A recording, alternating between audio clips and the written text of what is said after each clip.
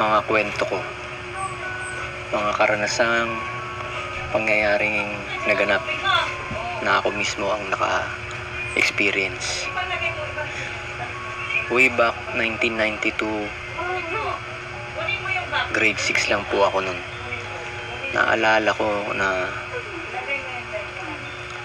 sa lugar namin mapuno pa.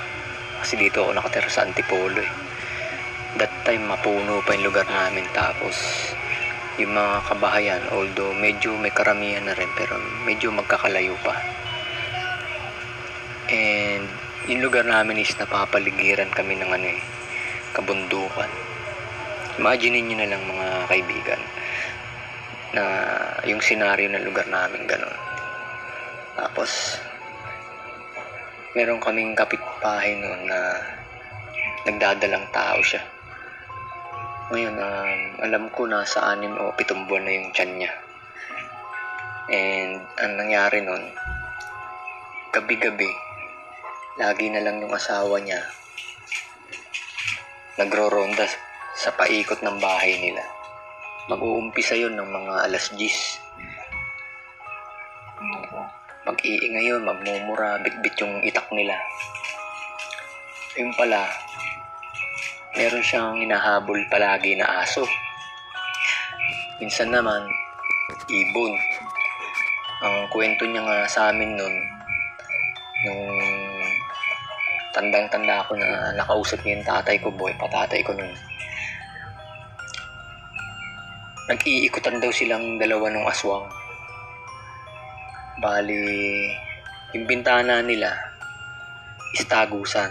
Paano ko nasabing tagusan? Ganito po kasi yung bahay nila, pag pumasok ka, higa na agad nila, sala na.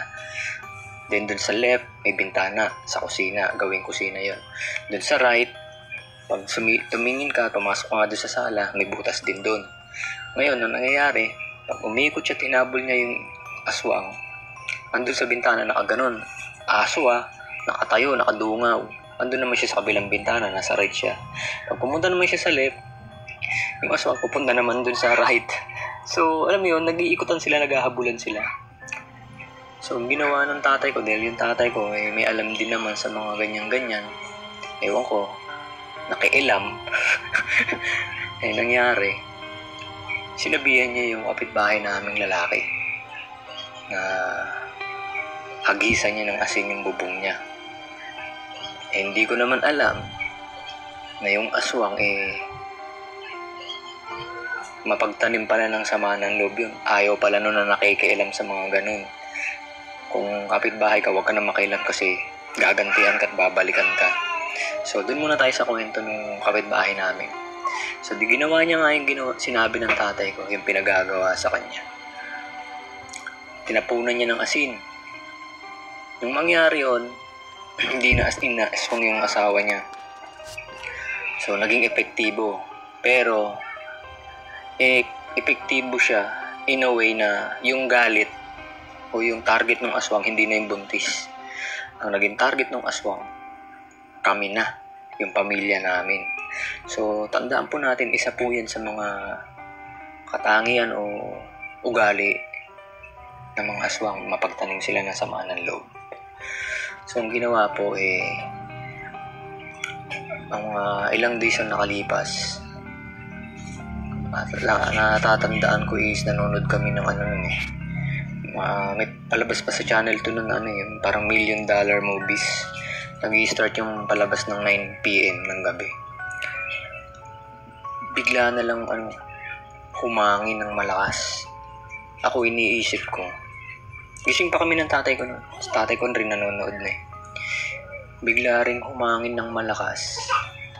Ito, take note Nung gabi na yon is full moon. As in full moon talaga. Nung humangin ng malakas, yung bubong namin, yung akala mo aangatin pataas, yung akala mo mayroong ipo-ipo o malakas na bagyo na yung hangin ang dala, ganun kalakas, umaangat talaga yung yero. Then after ilang segundo, yung puno ng aratilis sa bahay, sa likod bahay namin, napapausbong pa lang, biglang lumagapak dun sa yero. ang lakas eh. Gulat kami. Pati nga nanay ko natulog na, nagising eh. Ngayon, nung tinignan ko, malay ko ba kung aswang may gawa nun. Lakas loob ako, bahay namin yun, bakuran namin din. Nilabas ko kahit gabi. May dala lang akong flashlight. Nakita ko yung puno ng aratilis. Balik. Nakatumba dun sa yero namin. Nakapahiga. So, sa akin, akala ko normal lang yun. Late ko na lang nalaman na yun pala senyales na tinandaan na kami. Minarkahan na kami nung lahi nung aswang na yun. Na babalik-balikan kami. I mean, maghihiganti sila. So, yun. Nangyari nga na binali yung puno ng aratilis sa likod. Yung tatay ko, tahimik lang. Ewan ko kung alam niya yun kasi mas maalam siya sa akin. Laking probinsya siya. Pero tingin ko parang hindi niya masyadong hindi niya inintindi. Later ko na lang nalaman na yun na nga, tinarget na sila ng mga lahi ng aswang na yun. Nagawan ko pa nga to ng kwento dati nung ako writer pa lang sa grupo namin sa Facebook, yung Aswang Real Stories. Isa pa ako sa mga writer nila ron. Nangyari, nagandahan yung isa sa mga narrator sa YouTube. Kaya humingi siya ng pahintulot sa akin na kung pwede ba, sir, i-upload ko yung kwento mo na Dayong Aswang. Yun po kasi pamagat. So, sabi ko, sige, pwede naman. Para sa akin kasi yun it's an honor, di ba, na mabigyan niya ng pansin yung aking kwento. Meaning, karapat-dapat na mai-upload niya sa sarili niyang channel yung kwento ko. So, lumipas yung maraming taon. Maraming klase ng mga nangyayari sa bahay namin. Parang makaparamdam paggabi. Parang palagi na may bumibisita. And there comes a time na another full moon na tapat pa ng Biyernes, araw ng Biyernes. Pag-ihi ko, naihi ako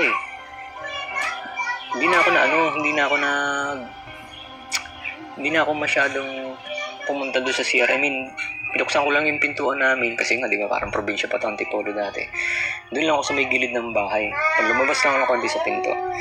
Then, parang may nagsasabi sa akin, tignan ko yung kalangitan. Then, pag tingala ako, na-amaze ako kasi bilog na bilog yung buwan. Talagang solid yung pagkakabilog niya. Ang umagaw lang ng pansin sa akin, may nakakita akong lumilipad. Ang lipad niya, hindi ko masabi kung paniki. Ang laki, super ang laki. Napakataas ng lipad, pero yung pakpak niya, yung isang pakpak pa lang sabihin na natin yung right side niya na pakpak, siguro mga 2.5 dip ako. Full grown na tao ganun kalapad yung pakpak niya. Kaya sabi ko, doon lang nag-sink in sa akin ng yung mga late na naisip ko na hindi ibon yung nakita ko. Papunta siya sa may kabundukan lumilipad siya papunta kabundukan. Doon ko naisip, hindi ibon. Nag-sink in sa akin na aswang. Sa sobrang takot ko nun, hindi ko na tinapos yung pag-ihi ko. Pinutol ko yung pag-ihi ko, pumasok agad ako sa loob ng bahay, tapos pinadla kong maigi. Pero, nginigat ka ba kasi bata pa ako nun Doon ko na tinapos sa CR yung pag-ihi ko. Pero di ko na nasabi sa tatay ko yung nakita ko nung gabi. Kunento ko na lang dun sa nanay ko nung umaga. So, yun yung karanasan ko nung ako'y grade 6 na year 1992. May isa pa akong kwento. Ganun din. Grade 6 pa rin ako nito. Bali, sakto araw na to ng Pesta ng Patay. 1992, Pesta ng Patay. Bali, yung lolo ko namatay na. ginugunita na namin yung pagkamatay niya. Kasi nga, di ba, lahat ng matay nagugunita ng pesta ng patay. Nangyari nun, tuwing magpipesta ng patay, natapat yun sa may palabas sa channel to dati na magandang gabi, bayan. Kwentong mga nakakatakot. Maaga kaming naghapunan. Mga bandang 6:30, tapos na kaming kumain. Tapos, nanood kami ng konti ng TV. Tapos, nakatusan ako ng tatay ko. Maghugas ng plato. Nangyari, yung kusina namin, yung lababo sa kaliwa, yung lababo, pag nakaharap ka, sa kaliwa mo, pintuan open. Tapos kulungan ng baboy. Ganon. So, nung naghuhugas na ako ng plato, ayoko pa nga sana sumunod dun kasi nga tatakot ako dahil madilim nga dun. Walang ilaw. Doon sa loob ng kusina may ilaw, kaya lang nakabukas yung pintuan namin. Madilim pag nasa labas na. At yung konting liwanag na tumatama doon, pero hindi siya ganun kaliwanag. Sabi ko nga, di ba, pag lumabas ka ng pintuan na yon, yung kasunod doon is kulungan na ng baboy namin. Nag-aalaga kasi kami ng baboy nun. Nung magbabanlaw na ako ng mga pinaghugasan ko, sa kalagitnaan na ako ng paghuhugas, napalingon ako sa kaliwa, dun sa may pintuan.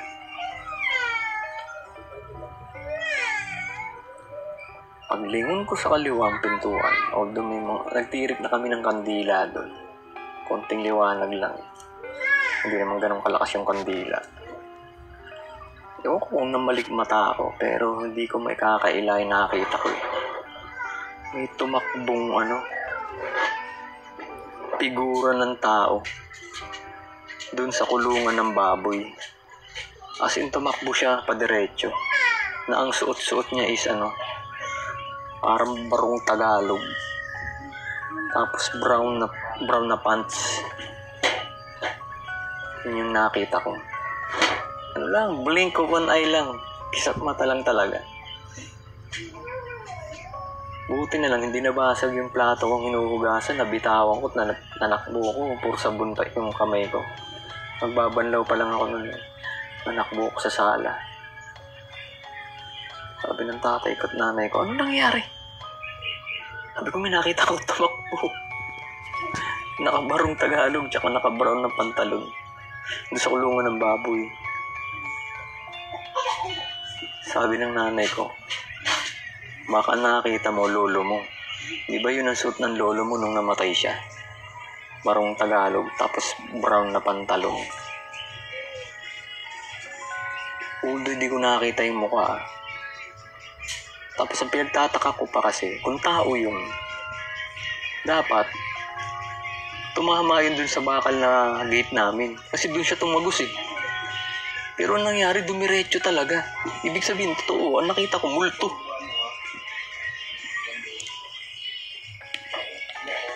Sabi ng nanay ko, panalangin daw ako. Panalangin ko raw yung kaluluwa ng aking lolo. Dahil ako pinaramdaman. Kaya, ayun. Humingi ako ng parang nag-pray ako para sa lolo ko na matahimik na siya, maging maayos na siya sa kung saan man siya naroroon, mahanap niya ng kapayapaan. After naman nun, hindi na siya nagparamdam. Ganun pala yun, kapag ang isang namatay niyong kamag-anak pinagkikwentuhan ninyo, lalo kasi kami nung mga panahon na yun, kamamatay lang kasi ng lolo ko. Bali, bago mangyari yung mahal na pestang patay, is lagi namin siyang pinag-uusapan ng pamilya namin. Yung mga ang tawag nun, yung mga, nung buhay pa siya, yung mga pagkasama namin siya, binabalikan namin yung kwento na yun, yung pag si Lolo is pupunta sa amin, bibisitahin kami, may dalang merienda, isang ginagawa pa niya, tutulugin sa amin, mga papahinga sa bahay ng mga makatanghali, papabunot sa akin ng puting buhok, alam mo yun, pabayaran ka, benching ko isang puting buhok. Yun siguro yung nag-trigger na naramdaman niya na inaalala namin siya, kaya nagparamdam din siya na parang sinasabi na kung ako din yung nakakalimutan, ganun din naman ako sa inyo. So, bilang tao, yun ang naranasan ko, pero sinasabi ng iba na ang mga patay is hindi na talaga naman na nagpapakita. Ang iba kasi yung paniniwala nila na kapag ang tao namatay is hindi na dapat bumabalik pa na gano'n. Ang sabi nila, ang paniniwala nila, yung iba may paniniwala yun daw work of a devil para to deceive ka na paniwalain ka na bumabalik ang mga espiritu ng mga taong namatay. So, ako, sinare ko lang yung kwento ko. Sinare ko din lang yung paniniwala ng ibang tao. So, sabi nga nila, mas paniwalaan mo kung ano yung mga nakaulat sa Biblia regarding dun sa mga taong namatay. Kasi sinasabi doon na pag ang tao namatay, yung kanyang katawang lupa bumabalik na sa alabok. Hindi ko lang kung anong nangyayari sa spirito. Siguro talaga naman, didiretso na siya dun kay God. Or kung saan man siya dapat ilagay ni God yung espiritu na yun. So, yun. Parang tingin ko pa nga sa opinion ko na kapag ang tao namatay, yun na yung judgment niya. Di ba? Naalala nyo, meron tayong tinatawag sa Bible na araw ng paghuhukom. Siguro yun yung araw ng paghuhukom sa isang tao. Pag namatay na siya, huhukuman na siya kung ano yung mga nagawa niya sa buhay niya nung buhay pa siya. Ito'y paniniwala ko lamang po. Opinion ko lang. So, yun po, isa sa mga kwento ko. Noong taong 1992, nung ako'y grade 6 pa lamang. Itong karanasan kong to, naaalala ko, nakatira pa kami sa Cubao nun. Tapos, ang edad ko is nasa 8 years old ako nito. Dahil yung trabaho ni mama dati is home service na manicure pedicure. Madalas akong isama ng nanay ko sa kanyang trabaho.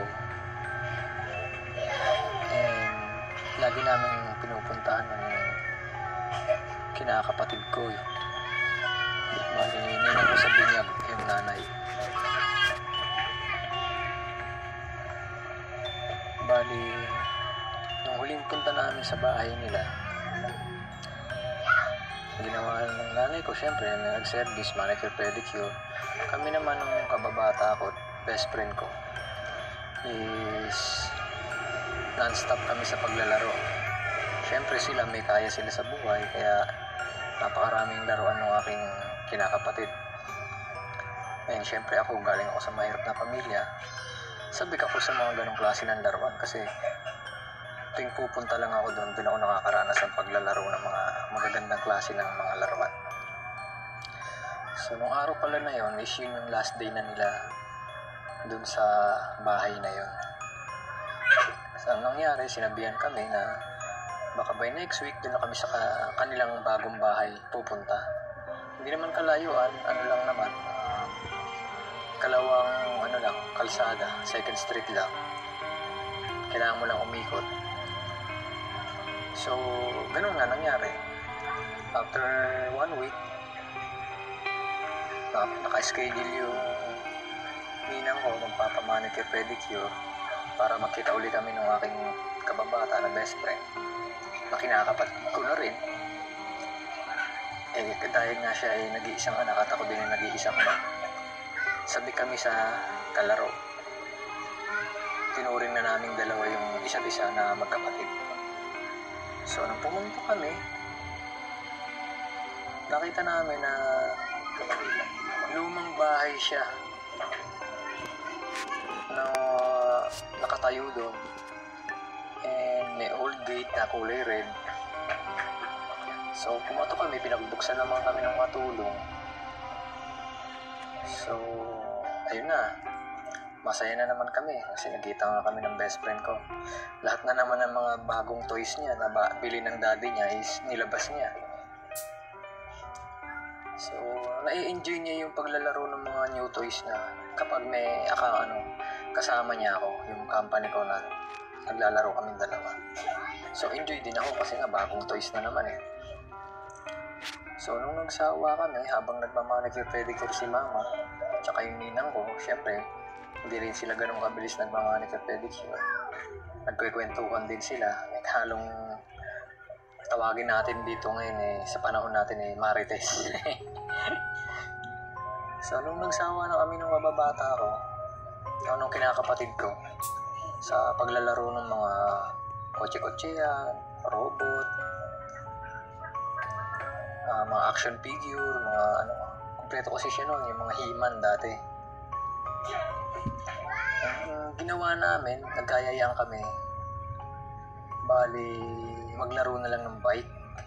Yung bike na bagong bili niya kasi is merong parang yung gulong para sa nag-aaral na pagbibisikleta. Kung baguhan ka sa pagbibisikleta, yung bike mo is parang merong another small na gulong sa hulihan.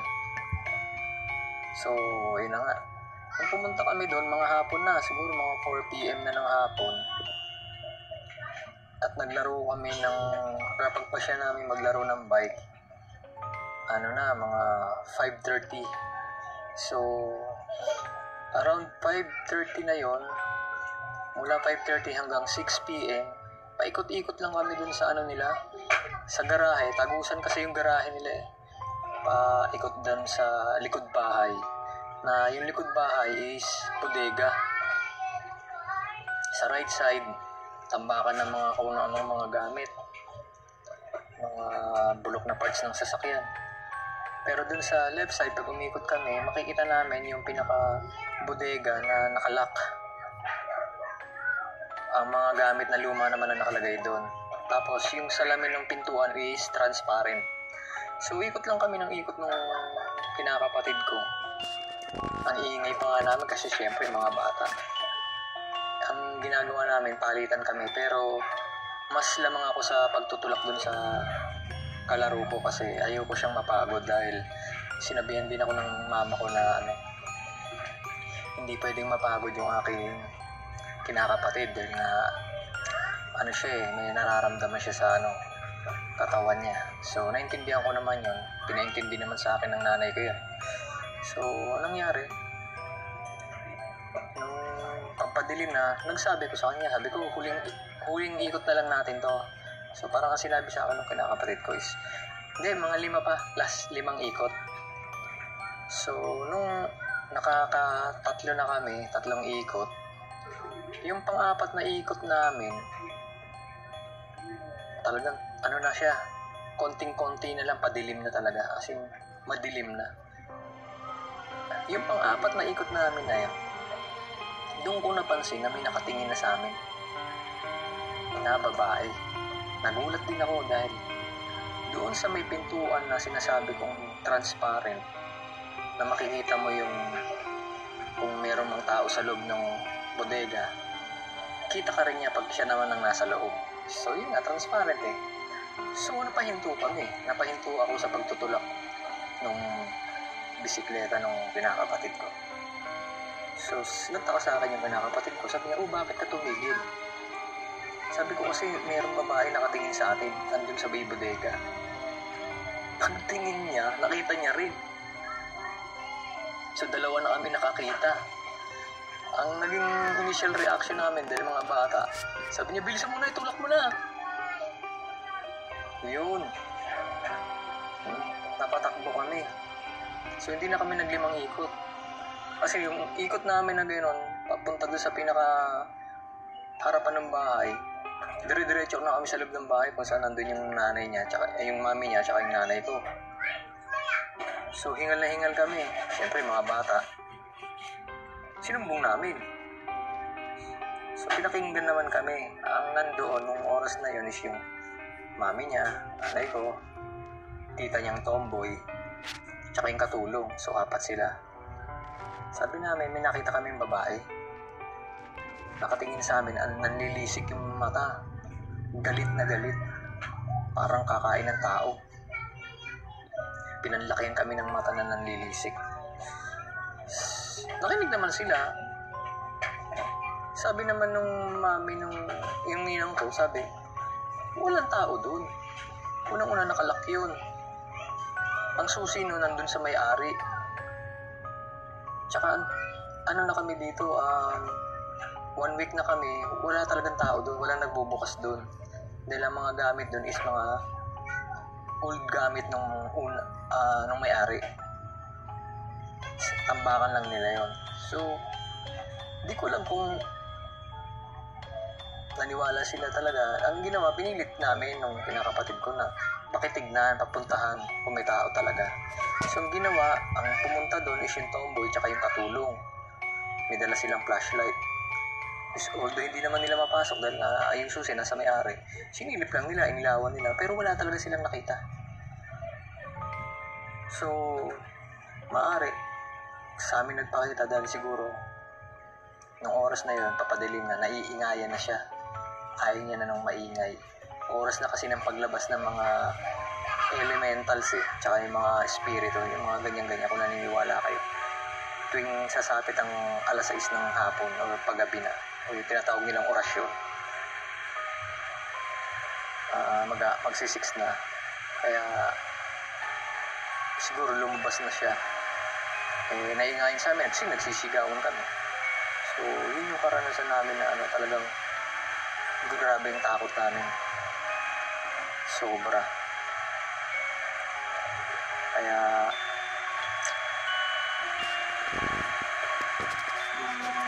masasabi ko na may kakayahan kami makaranas o makakita ng mga di pangkaraniwang mga nilalang tulad